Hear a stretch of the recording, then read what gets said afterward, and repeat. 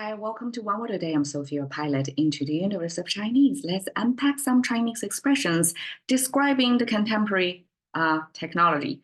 Not exactly describing, it's a translation of contemporary technology.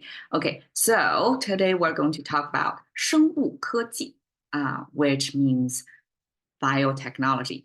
And as a lot of contemporary new tech translation into Chinese, we use two Chinese characters to describe one English word or concept. So in this case, Chinese becomes, to make it more specific, because each of the English word, especially related to new technology, right? It's a new way of doing things. In ancient times, there is no such thing like biology or like technology. That was not an ancient way of life. And in today's concept, to translate appropriately, Chinese use two characters, combine them together to make up the meaning. So when you see one English word by biotech in today's expression, bio mapped by two Chinese characters, and technology, again, two Chinese characters, we're going to see a lot of that. Okay, 生物. Chinese simply make living things as 生物, because apparently this 物 can mean both living and non-living things. So this is the living one. So the living one was made of the plant symbol, which is this trident-looking thing. And then we have one horizontal line, which is the ground level, and the second horizontal line, which is below the ground. It serves as an indicator. It's not a physical depiction. I mean, it's not a depiction of physical world. It's an abstract thing that's supposed to be outside the screen, but then it's an arrow pointing to show you that's the emphasize, because out of the whole picture, where are you going to express your meaning? And this attention pointing mechanism represented by this one horizontal line is the indicator to show you what it actually means. Now, this indicator landed intersecting with the tip of the root, which means it's a living thing. It's the plant still rooted under the ground. I mean, it still has this underground portion still rooted. Therefore, it's a living. It means it's still alive. It's not a dead plant. So from this plant, it can then transfer into all living things, including animals or micro animals. Okay, so this is living things. We have left and right, two parts. And the left side means ox. It's a stylized writing here. This is the contemporary. You can see the contemporary and the ancient looks kind of the same, right? This is the closest they can get in this abstraction process. But this ox, because it's a farm animal, therefore Chinese use it in a lot of concept creation. This ox simply came from this cross, which is a coordinate system symbolizing vertical, horizontal, two-dimensional space. But because of ox, as everything in our life, it's a three-dimensional. In a 3D world, in this 2D frame, that's Chinese character, that's the best they can represent to give you a sense of space or coordinate. And then these two upward turning things are the main feature of the ox. They are horns. So this is the simplification of Chinese character to mean a whole lot of different types or shapes, sizes, purposes, functions of ox. And this is the generic ox. The right side means flag. And flags, it's kind of a striped flag. You can almost see the shape. It's a flag flying in the wind, almost aesthetically stylized flag. It came from this squarish shape, but it got stripes on them. So striped flags was used in ancient times as a tribal icon, right? To symbolize this is a particular tribe. It comes in different color stripes, just like today's national flags, you can see a lot of countries, their flags are made of stripes of different colors combination. And that's the distinction between different countries in today or in ancient times, different tribes. So this flag and ox representing living, non-living things, and they're combined together. Especially both ox, there are different types of ox, and the flags, there are different tribes represented. That means a variety of things. So a variety of living, non-living things. So that boils down to this abstraction of things. And the living things simply means bio organisms. And 生物together, it means the study of living things, and it's biology. Okay. 技术, we have 技 and 术 in separate terms, and both of them, can you abstract the commonality between the two? Both of them have this 3-finger hand symbol, which is written like that. And particular, this is a right hand, because this is a first perspective, like a frame, kind of like a computer screen. If you want to play first person perspective, you're going to have your hand reaching from the bottom right of the screen. That represents your hand from your perspective, right? This is the Chinese way in the Chinese screen of this 2D frame. Okay, and both of them have this. This is the 3-finger hand symbol. And on the 技, we, besides the 3-finger hand symbol, we have a 5-finger hand symbol as well. So, which is kind of looking like that. Now you're asking, oh, what is that?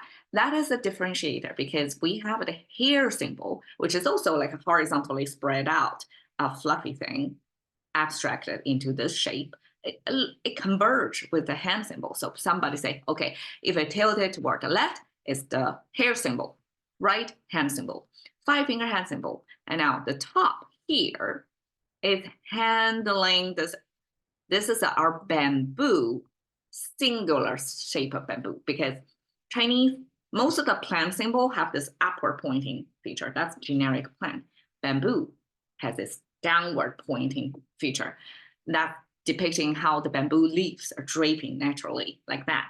And bamboos comes in clusters, and therefore Chinese bamboo character actually comes in this, 2 of them together to mean multitudes of them, not necessarily just a pair. It's a cluster of bamboos. Now it's a singular form of the bamboo that is next to the hand. That means you're handling bamboo. And 5-finger means it's really a handy work. It's you work a lot with your hand on something. And that's a Chinese representation of craftsmanship. 技 means you're making stuff out with your hand. And the material in this context is bamboo. Because bamboo readily available and cheap, very accessible for Chinese in that geography region, and people use bamboos to make a lot of things. Their furniture, their utensils, even their housing. That's the building material into many different things. So when we say humans are tool making or are builders, that in Chinese context is using bamboos to improve their lives, basically. And this then extends to mean any kind of craftsmanship that you have to use your hand intensively to build things, to make things. Okay, that's crafts. 术. You see the contemporary Chinese and the traditional, this part got lost, right?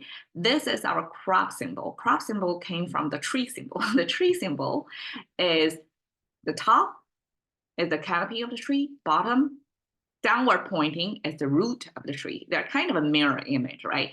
And then connected by a trunk. That's Chinese tree symbol. And this implied ground level that I'm using dotted lines to mean this is implied. It was not spelled out on the frame, but this is the tree. It has both the visible part to humans above the ground and invisible parts, the root that's invisible to humans, because we're living above the ground, all right, most of the time. Now, the tree symbol, when it's paired with the slanted, as you can see here, the hand symbol, I guess some characters we use this abstraction of the slanting diagonal to give a special flavor of it. So when it's slanting sideways toward the left, that indicates it's something is ripening on that plant. And this becomes our crop symbol. Crop symbol next to this hand symbol. Okay, this hand symbol holding something in between the hand. So this is tiny thing in between the hand. And because it's a crop symbol, we can almost connect the dots as a type of sticky rice. And I'm not exactly sure of what this two lines next to the wrist of the hand, like what they are doing, like the 3-finger hand, and then we have this 2 lines next to it. That's a mystery to me. So we have this sticky rice symbol. In ancient times, even more ancient version of this has a walking sign next to it, which is this. So we have the walking sign, we have the plant, the crop symbol in between, and then all 3 parts of it made of this shu. And in this preserved character in an ancient dictionary about Chinese words, that part, this walking sign, was left out again. So to see the full picture, we have to add this walking sign to it. And a walking sign comes from the footstep, the left foot. 3 stripes means the left foot prints. And originally, it has the right foot prints. And because walking was so frequently incorporated into other characters, so the right part often got left out. We don't keep that. We only use the 3 strokes on the left side to mean walking. And this bottom stroke transform into kind of vertical, so it can visually stabilize and hold up the 2 above it. So it becomes this symbol. So this walking symbol plus the sticky rice, I guess the sticky rice eventually, like the rice part left out, the stickiness. These 2 things, I'm not sure if that's related to stickiness, because you have something on your forearm that you cannot get rid of. You have something in between your fingers you cannot get rid of. That's visually show you things are sticky onto your hand. Like whoever handling this type of crop, sticky rice type of crop, you're going to have your hand all sticky with this rice grains on them, right? So this sticky rice part left out. So that means walking, something related to walking, and it's sticky. My imagination is, okay, this character in ancient application, it means the pathways or the roadworks within a city. So ancient township, if there is a population condensed in an area, live in a town, they need to build this public work, right, of transportation network of roads, and sticky material probably was used back then. That's my imagination. I don't have proof of that. So that stickiness paired with walking, that means the pavements, paved roads. Yeah, I guess paved road actually is a contemporary thing, right? Ancient time probably don't really have paved road, but this could be an ancient solution of this is for walking in the city, and it's related to something sticky. And my guessing is because if you put a bunch of gravels together, eventually, if you have, especially horse, ancient times have cart, horse, all that are going to scatter the gravels. So they need some sticky material to hold things together, so the road condition doesn't deteriorate so fast, right? I guess it's an ailment for contemporary ancient living as well.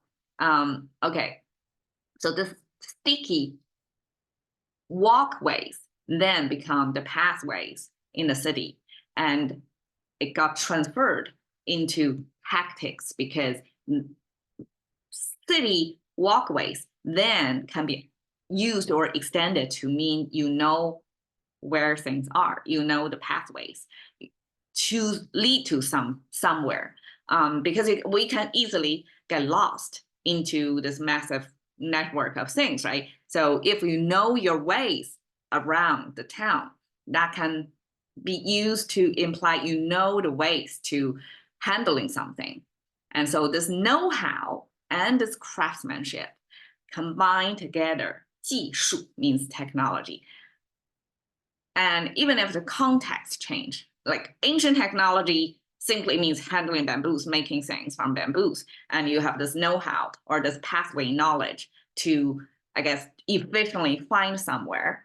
In contemporary, our new technology, more complicated stuff, but we're basically also making things, right? And you want to find ways around, even like in today's artificial intelligence, all that, to find ways, the pathways of problem solving. So we can view that as a problem solving in ancient context. All right, so 生物技术 together is simply biotech. All right, cash into the currency of thinking by one. What today with Sophie today?